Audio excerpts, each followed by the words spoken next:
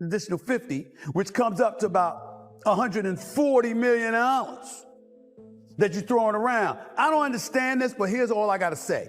Don't go to the damn poker table. Don't go to the blackjack table. Don't go to the slot machine for crying out loud, even if it's only asking you for $1. Don't do it.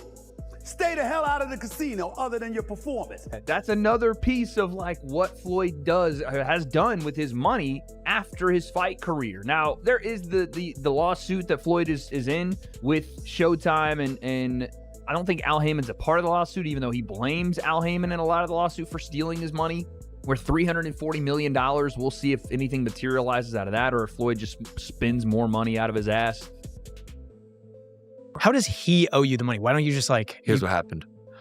He pre-sold the fight using my likeness to some company in, I think, Dubai or like the Middle East. This is my understanding of it, for $10 million cash. We ended up doing the fight in the States with a different company. That is the company that put on the... Stephen A. Smith revealed that Floyd Mayweather Jr., even though he made huge amounts of money throughout his boxing career, reportedly did not handle his finances wisely and is now dealing with financial pressure, which is why he is considering stepping back into the ring after retirement to earn more money through new fights. And you look at it from that standpoint and you say, wow, you're blaming them when in fact it's really, really you, because you can't do what they do every day. Maybe you should go to them to get some lessons.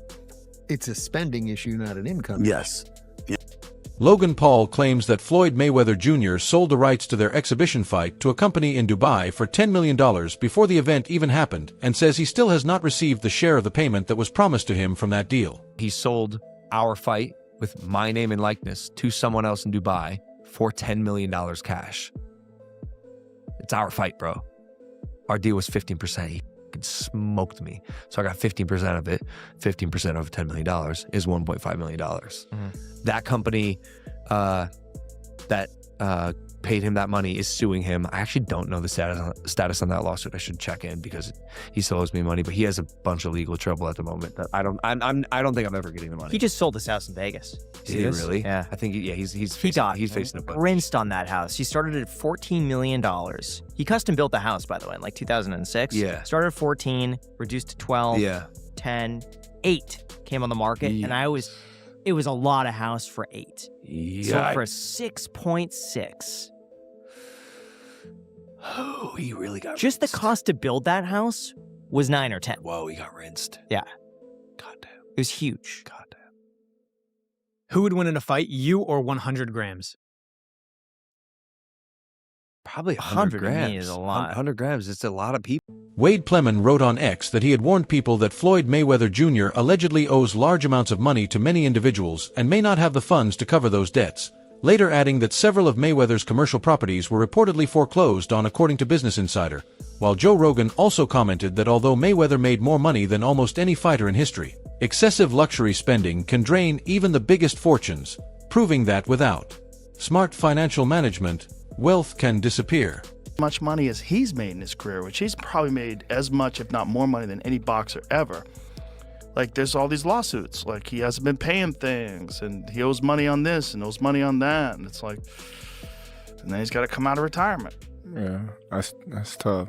Yeah. That's tough. I think it's just the lifestyle that Floyd lived. Yes. I think he can't fathom to just live a modest lifestyle. It's like he got to be lavish. Right. He's got to have those videos where he shows you all the watches, where he opens the case up, you know. All the money. He got to show that he got $1 million in his backpack. And, you know, he got the latest watch and the latest car, and look what I just bought. And when you get into latest watches and latest cars, you get into that like, boy, that money goes quick. Yeah. Bugattis are like $3 million. There's watches that are $3-5 million. That's crazy. Wade Plemons claimed that Floyd Mayweather Jr. was forced to sell his private jet in order to deal with legal debts, saying the boxing legend reportedly owes money to many people and is finding it difficult to keep up with the heavy financial responsibilities surrounding him. Flipped a house in Florida from 18 to 20 mil, and he's got a place in LA that's like $25 million he's trying to sell now for like 48, which it's funny how now all of a sudden Floyd's trying to sell all of his assets. What does that tell you? He just sold his private plane as well, which I don't know what that went for. But again, he's offloading assets because he's massively in debt and owes people a lot of money. And he's trying to finance something, whether it's legal fees, whether it's other mortgages, whatever. But yeah, getting a net negative of $4 million on the house you built and then put on the market is probably the worst real estate investment you can make outside of maybe a strip club that no one goes to except. DJ Vlad claimed that a well-known jeweler told him Floyd Mayweather Jr. is reportedly broke, suggesting that years of flashy living and constant luxury spending may have led to the serious financial problems he is now facing. Who everyone else gets their stuff from. And he told me, and I'm not going to say who it is, but he's like, Mayweather's broke. I said, no. He's like, no, really, Mayweather's broke. Now, I don't know if it's true. Right. This is what this guy told me. I'm like, how could he be broke? He's like, yo, he spends like crazy. Yeah. Spends like crazy. I mean, it only could go but so long. I mean, and you're not fighting. Yeah. Because I don't see Mayweather even doing any goofy shit like that. But you would think that your investments would continue to grow. Right. As long as you keep your spending under wraps. Like right now, like I could retire right now. This could be my last interview ever. Right. And with my investments, I invested into a lot of great companies like Google and Amazon and Tesla over the years, and those companies have all grown and continue to grow, right? And I could actually borrow money against my stock portfolio without even... Sean Porter stated that he doesn't think it's a bad move for Floyd Mayweather Jr. to take the fight, saying Mayweather could manage it and might even gain from the chance. You don't want to do what we've seen Mike Tyson do against Jake Paul. You don't want to get in that ring and you haven't driven that car in so long that the engine runs hot, So both these guys, I think they're more than anything, they're trying to show us how serious they are about doing it again against one another. So, Sean, how shocked were you when you found out that Floyd was coming back? Last time he fights is in 2017 against Conor McGregor. The guy has not fought, I said more than a decade, almost a decade, I should have said, in almost a decade. Even when you're Floyd Mayweather, that's got to be a hard thing to do, and especially when you're 49 years old. So there's some really good pros about it. He's done some exhibitions. He's shown that he still has the abilities that he's had. They're clearly not what they used to be, but they're still there. And then beyond that, the fact that he lives a good. Wade Plemons highlighted that Floyd Mayweather Jr. reportedly lost $8 million on a Las Vegas house, has taken out $54 million in loans at 9% interest without repayment, faced foreclosure on another property, possibly sold his plane, and is known to gamble, underscoring his ongoing financial struggles and risky spending. Joe Rogan explained that Mayweather's troubles come from an extravagant lifestyle, spending millions on luxury watches, cars, and other high-end items, mismanaging earnings so that despite making more money than most fighters ever, he couldn't cover his debts. Now facing potential bankruptcy and owing large sums to many people, Mayweather's situation shows that even extreme wealth can vanish without careful financial planning, serving as a clear warning about the importance of managing money responsibly. Nuts. Crazy. I remember Iran Barkley was talking about that. Iran Barkley, when he was in his prime, was hanging out with all these professional athletes, and everybody was getting diamond-crusted chains and this and that, and he was keeping up with these people. Like, you got to keep up with the Joneses. And he just found himself, draining all of his money. He was talking about it like that was the biggest detriment to him being able to save any money. Mm-hmm. They trying to keep up. Yeah. Which I thought was funny when I was listening to this conversation with Chad Ochocinco. He was talking about it. He was like, his jewelry fake. Yeah, he was wearing fake jewelry. But who would know? What's that? Who would know? No Chad one know. Ochocinco. Exactly. It's Fake like when jewelry, they look at him, like flying economy. He was sleeping at the stadium, so he didn't have to pay for an apartment. So smart. Yeah. So clever. DJ Vlad remarked that it's surprising Floyd Mayweather Jr. faces financial issues given how much money he earned, noting that even simple investments in stocks could have helped him secure long-term wealth. He pointed out that Mayweather always flies privately but doesn't own his own plane, unlike Drake, and admitted he hasn't met Mayweather personally or examined his finances in detail, yet observed that owning multiple properties and constant spending can lead to problems. DJ Vlad added that Mayweather once purchased a building in the jewelry district and concluded that even someone at his level can quickly face visible financial issues when overspending and public scrutiny combine. Assume that Mayweather was in a similar spot because he made so much cash, and if you invested even in common stocks, you should do pretty well. But I mean, listen, Mayweather never flies commercial. He's only flying private. So he doesn't own his own plane? I don't think so. I've never seen a Mayweather plane, like a Drake plane. I've never seen that. Not to say that he doesn't. I don't know Mayweather like that. I've never even met him. So I don't know. I mean, you have a lot of properties. You have a lot of money you're constantly spending. Right. I don't know. Remember at one point he said he was buying like the jewelry district building. Yeah, and they said that wasn't true. I don't know, man. I don't know this man's finance, but this guy told me that Mayweather is in financial problems. See, here's the shitty part about actually losing your money when you're on that level and you're, kind of like flossing, showing up. Nobody gives a shit. Like there's people actually praying for you to be. Wade Plemons explained that Floyd Mayweather Jr. has struggled with money since retiring, facing lawsuits with Showtime, debts, and legal fees that forced him to sell assets like his private plane and several properties. While he made some gains flipping houses, overall losses, such as a $4 million net loss on a Las Vegas home, show poor financial choices. Wade noted that Mayweather's exhibition fights, including bouts against John Gotti III, seem driven by money rather than passion for boxing, and that mismanagement, lavish spending, and efforts to cover debts reveal ongoing struggles to preserve his fortune despite his past earnings. Way back, again, 5 years ago now, but that was like the initial rumblings around that fight. And what Floyd did was use Mayweather Promotions to bring them this fight and say, if you'll front us this money, we'll put this fight here. They fronted him the money. He took the money, had the fight at the Hard Rock in Miami with Fanmio instead. That was the company that put it on, Fanmio. And Logan saw none of that front end 10 mil, and the people that paid Floyd the 10 mil never saw a dime back. It's nasty work what he did. But this has been like one of Floyd's MOs, is that he leverages his fight name or his quote unquote assets, and which is what, a lot of wealthy people do. They leverage their assets to take out bigger loans or, whatever. But Floyd does it in such a reckless way that no one ever sees return on it. He just takes money. It isn't a loan. He's stealing. He didn't have provisions in place. I've talked about this, ad nauseum over the last couple of years, but the fact that we actually get some details on this from Logan is hilarious. Our deal was 15%. He smoked me. So I got 15% of it. 15% of $10 million is $1.5 million. Also, the fact that Logan agreed to 15%, he's got that manager, Jeff, who says, I make the big deals. He got absolutely rinsed on that deal. But also, Graham has some important information about Floyd Mayweather and, again, his, I wouldn't say shitty business dealings, but how bad he is with money. Let's keep listening. Company that paid him that money is suing him. I actually don't know the status on that lawsuit. I should check in because he still owes me money, but he has a bunch of legal trouble at the moment that I don't think I'm ever getting the money. He just sold this house in Vegas. Did he really? Yeah. I think he's Henry the analyst shared his strong views on the upcoming Floyd Mayweather Jr. versus Mike Tyson fight, calling it one of the most money-driven decisions he's ever seen and expressing disbelief at bringing Tyson back after his bout with Jake Paul, describing the situation as bizarre.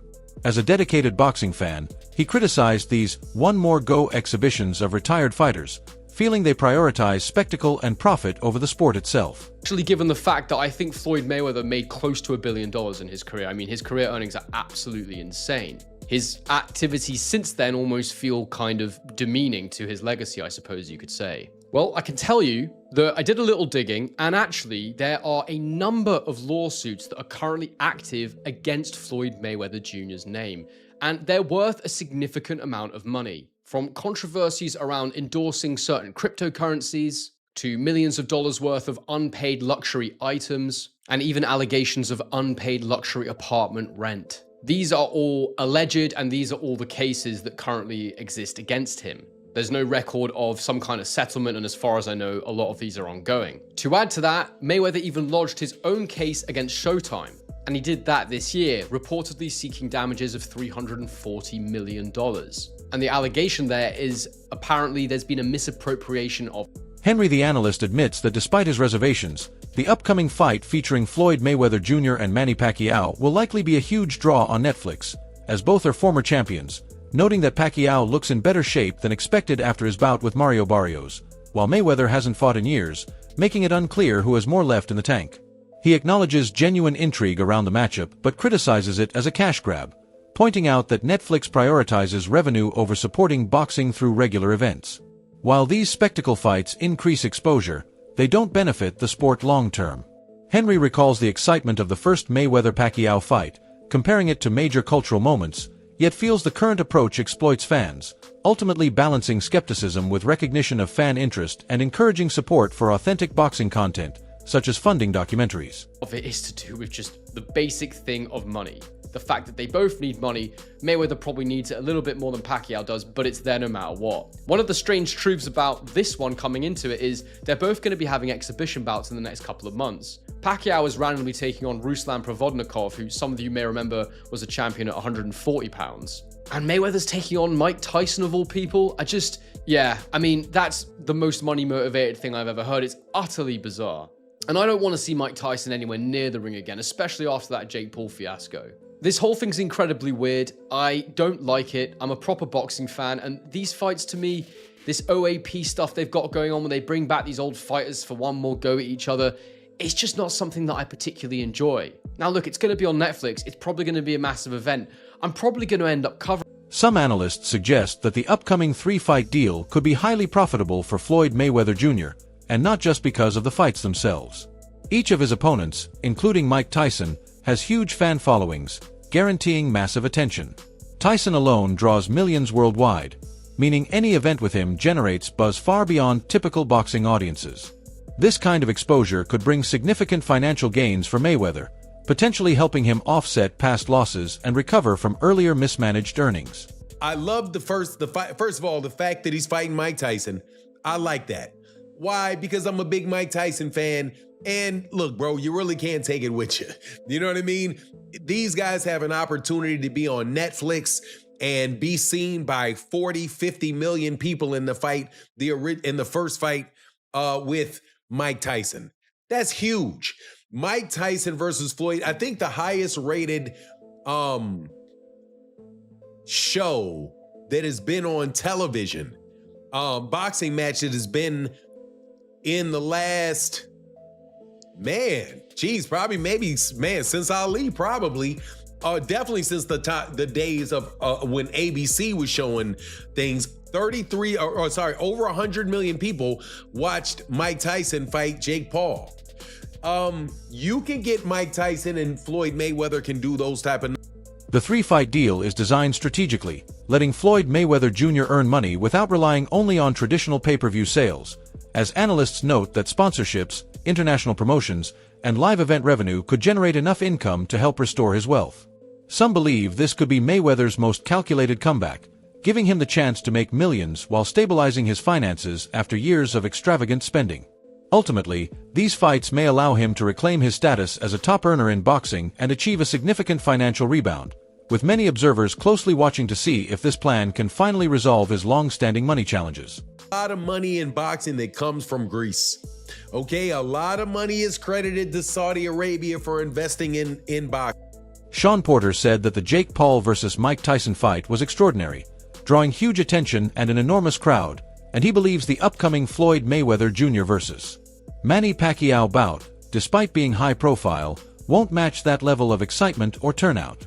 Porter explained that Jake Paul has a rare ability to engage and energize fans, creating a spectacle that goes beyond boxing, and not every fighter can generate that kind of. While Mayweather and Pacquiao are legends, today's boxing success increasingly depends on personalities who can captivate audiences, showing that drawing power now relies as much on fan engagement as in-ring skill. Mike and Jake, and that did like 108+ million people. And then I think Terrence and Canelo did like 40-something million people. Huge audience, obviously, but not even half of Mike and Jake. Do you think it's ultimately gets a massive audience? Again, because it is too. If you've got Netflix, you can watch this thing for free. You don't got to shell out $100 for a pay-per-view.